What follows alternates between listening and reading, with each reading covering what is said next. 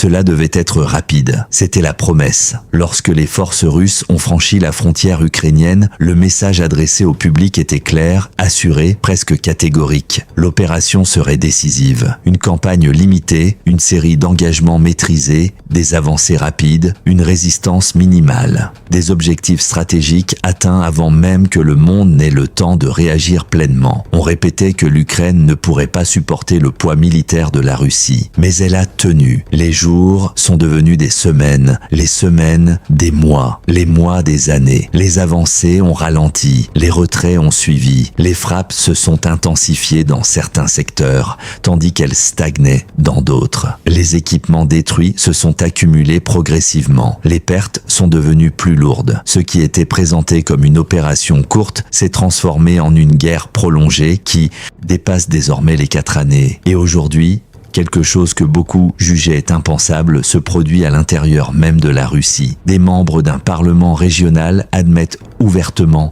que la guerre est perdue, pas sur les réseaux sociaux, pas depuis l'exil, mais au cœur d'une chambre parlementaire. L'une des voix les plus marquantes est celle de Grigori Yeremeyev. À 69 ans, Yeremeyev a connu l'apogée de l'Union soviétique, son effondrement, la reconstruction chaotique de la Russie, puis l'ascension complète de Vladimir Poutine au pouvoir. Il a vu des époques naître et disparaître, et après 4 années de combat en Ukraine, il s'est levé devant ses collègues pour délivrer un message direct. Les objectifs stratégiques n'ont pas été atteints, et ils pourraient ne plus être atteignables. Autrement dit, la Russie ne peut pas gagner cette guerre comme elle l'avait promis au départ. La réaction a était immédiate. Des députés l'ont interrompu. Les voix se sont élevées. Son micro a été couvert puis coupé. Le débat qui a suivi n'a duré que quelques minutes. Mais son impact a été bien plus vaste. Car pour la première fois, la reconnaissance de l'échec a été exprimée ouvertement dans une enceinte officielle. Yeremeyev a affirmé que poursuivre la guerre ne produira pas miraculeusement des résultats que 4 années d'engagement n'ont pas permis d'obtenir. Selon lui, si le conflit continue,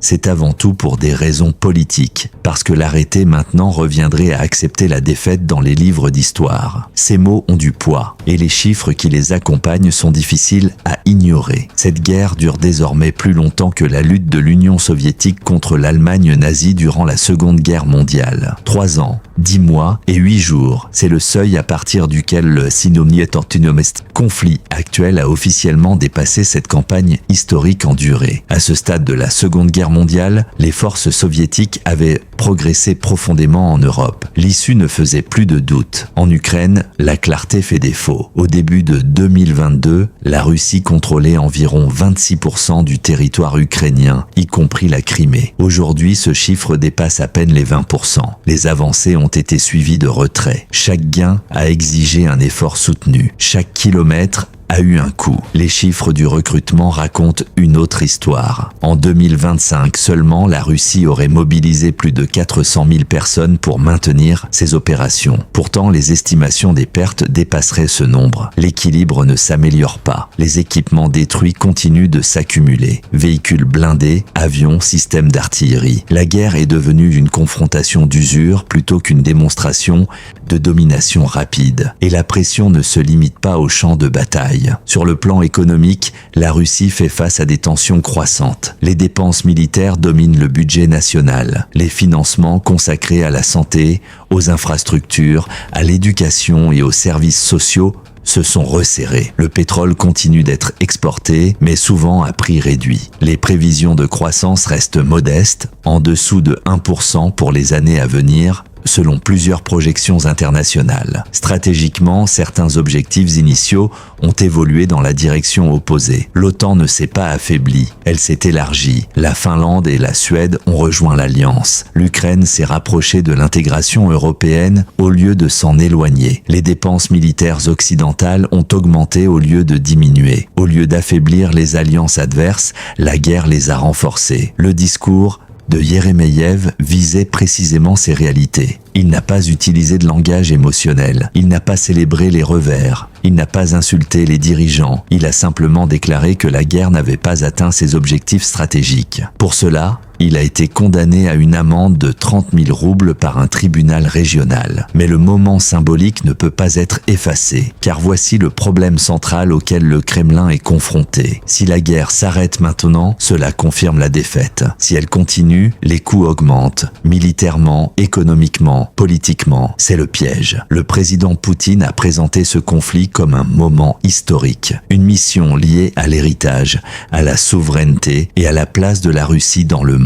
Mettre fin au conflit sans victoire claire risquerait de définir cet héritage d'une manière qu'il pourrait ne pas accepter. Mais poursuivre la guerre signifie davantage de pertes, plus d'équipements détruits et une pression économique accrue. Sur la scène internationale, les négociations de paix restent dans l'impasse. La Russie a tenté d'obtenir un levier, notamment dans l'est de l'Ukraine, mais aucune percée décisive n'a eu lieu. Le champ de bataille n'a pas produit de domination écrasante capable d'imposer des concessions immédiates. Parallèlement, la dépendance envers la Chine s'est renforcée. Les exportations énergétiques reposent de plus en plus sur Pékin. Des analystes évoquent un déséquilibre croissant, plaçant Moscou dans une position de négociation économique plus fragile. Tout cela forme le contexte d'une phrase simple, prononcée dans une chambre régionale. La guerre est perdue. Pas perdue au sens d'une capitulation imminente, pas perdue au sens d'un effondrement du jour au lendemain, mais perdue par rapport à sa promesse initiale. La victoire rapide n'a pas eu lieu. L'issue décisive ne s'est pas matérialisée. Les objectifs stratégiques restent hors d'atteinte. Et à l'intérieur de la Russie, d'autres voix pourraient commencer à le dire. Pour l'instant, la dissidence demeure limitée. Le Parlement ne s'est pas soulevé. Le système ne s'est pas fracturé. Mais le récit n'est plus parfaitement homogène. Et ce changement compte.